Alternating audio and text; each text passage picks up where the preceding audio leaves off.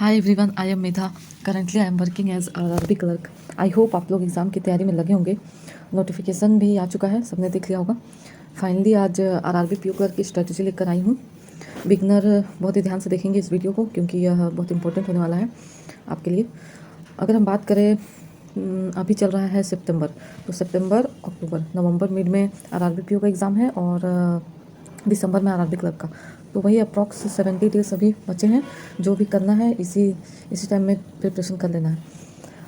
तो इसमें दो तरह के स्टूडेंट आते हैं जो एग्ज़ाम देंगे इस बार। एक तो जो पहली बार अटेम्प्ट देंगे, और एक जो एक दो बार दे चुके हैं उनका प्रीलिम्स निकल जाता है। अगर मैं प्रीलिम्स के सिलेबस और एग्ज़ाम पैटर्न की बात करूं, तो पहले प्रीलिम्स होता है जिसमें 80 क्वेश्चन 80 नंबर के हैं। 40 रीजनिंग, 40 क्वांट। रीजनिंग में 25 मिनट मिलते हैं और क्वांट में 20 मिनट।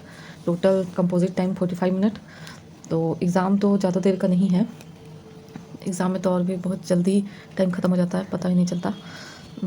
और आरआरबीपीओ की बात करें तो सेम ही है इसमें भी, लेकिन अगर पिछले 1-2 साल का इसका कट ऑफ देखें तो अराउंड 50-60 के बीच ही रहता है कट ऑफ। लेकिन क्लर्क में मोस्ट स्टेट का 70+। तो इससे आप सोच सकते हैं कि क्लर्क का पेपर थोड़ा आसान होता है, पीओ का थोड़ा मॉडरेट लेवल का होता है।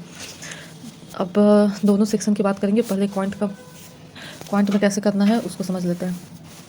सबसे पहले जितने भी बेसिक चैप्टर हैं, क्वांट में 12 से 13 चैप्टर हैं, जैसे time and work, boats and stream, ages हो गए, ट्रेन। तो इस तरह से पहले एक एक चैप्टर को कंप्लीट करना है। जैसे आज सपोज कि टाइम एंड वर्क कर रहे हैं, तो पहले 3 दिन उसके कॉन्सेप्ट वीडियो से यूट्यूब में या फिर जो पेड क्लास है उससे भी देख सकते हैं, कहीं से भी। 3 दिन पहले उसके कॉन्सेप्ट क्लियर करेंगे, फिर 2 दिन सेल्फ प्रैक्टिस करेंगे। पीडीएफ से कर सकते हैं। टेलीग्राम ग्रुप में भी बहुत सारे पीडीएफ अवेलेबल हैं, वहाँ से मिल जाएंगे। चाहे तो आप क्विज से, कहीं से भी पहले उसके क्वेश्चन प्रैक्टिस करेंगे। कम से कम एक चैप्टर में 5 दिन का समय देंगे, और तब जाके वो क्लियर होता है, तभी दूसरे टॉपिक उठाएंगे। इसी तरह से करते करते आपका ये जो 10 से 12 चैप्टर हैं वो हो जाएंगे। और जिनका सिलेबस कंप्लीट है, पूरा कंप्लीट तो सिलेबस कभी नहीं होता, लेकिन 50% 60% भी कंप्लीट है, तो उनको मॉक टेस्ट लगाना है। अभी डेली एक मॉक टेस्ट लगाना भी काफ़ी है, उसको अच्छे से एनालाइज करेंगे। लेकिन जैसे जैसे एग्ज़ाम में 1 मंथ रहता है, तो आरआरबी क्लर्क में डेली 2 मॉक भी लगा सकते हैं, और एग्ज़ाम पास आते जाएगा तो उसको और भी बढ़ा सकते हैं। बहुत सारे स्टूडेंट को लगता है कि वो मिसलेनियस क्वेश्चन को स्किप करके एग्ज़ाम निकाल लेंगे, लेकिन अगर उनका प्रीलिम्स निकल भी गया एक पल के लिए माने तो, लेकिन मेंस वो क्लियर नहीं कर पाएंगे। इसलिए सारे क्वेश्चन की प्रैक्टिस करनी है, मिसलेनियस को भी स्किप नहीं करना है। बेसिक कॉन्सेप्ट तो आपको पता होने ही चाहिए। जैसे कि मान लीजिए बोटन स्ट्रीम है, तो अप स्ट्रीम में क्या होता है, डाउन स्ट्रीम में क्या होता है। अगर बेसिक कॉन्सेप्ट ही क्लियर नहीं है तो आप कभी भी प्रीलिम्स क्लियर नहीं कर पाएंगे। स्क्रीन पे आप देख रहे हैं, ये डेली प्रैक्टिस के लिए मैंने ये बना रखा है। तो आप लोग इस तरह से रोज़ जितना दिख रहा है, सिंप्लीफिकेशन में 20 क्वेश्चन, 25 क्वेश्चन, इस तरह से करके wrong number series, missing number series के 10-10 क्वेश्चन ऐसे करके रोज़ दिन प्रैक्टिस करना है। और एक चैप्टर पे 40-50 क्वेश्चन आप नहीं लगाते हैं तो तब आपका कॉन्फिडेंस नहीं आएगा। घर में आपसे क्वेश्चन बन जाएंगे, लेकिन एग्ज़ाम में नहीं बन पाएंगे। इसलिए कोशिश कीजिए ज़्यादा से ज़्यादा प्रैक्टिस करने की। और कुछ ऐसे भी स्कोरिंग क्वेश्चन आते हैं जो कम टाइम में ज़्यादा स्कोर दे सकते हैं, जैसे कि यही सब हो गया, number series, quadratic equation, simplification.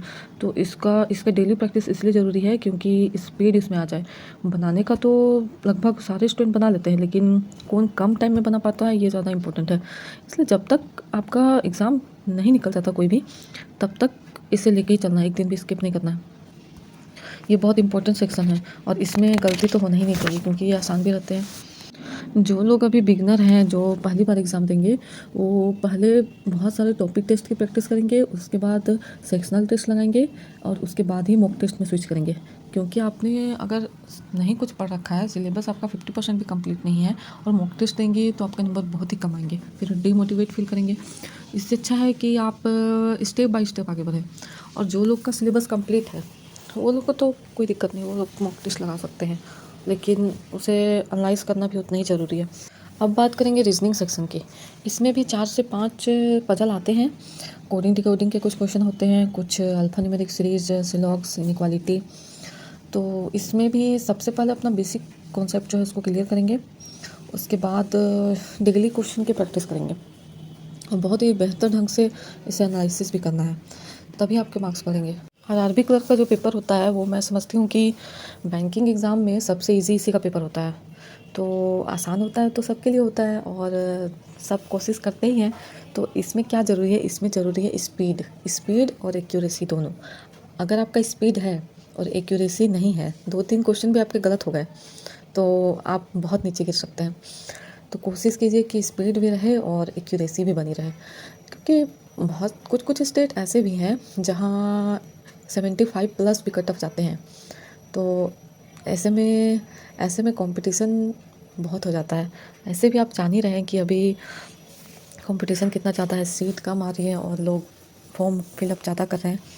तो कोशिश कीजिए कि जितना हो सके, जितना टाइम है मैक्सिमम टाइम आप पढ़ाई को ही दें।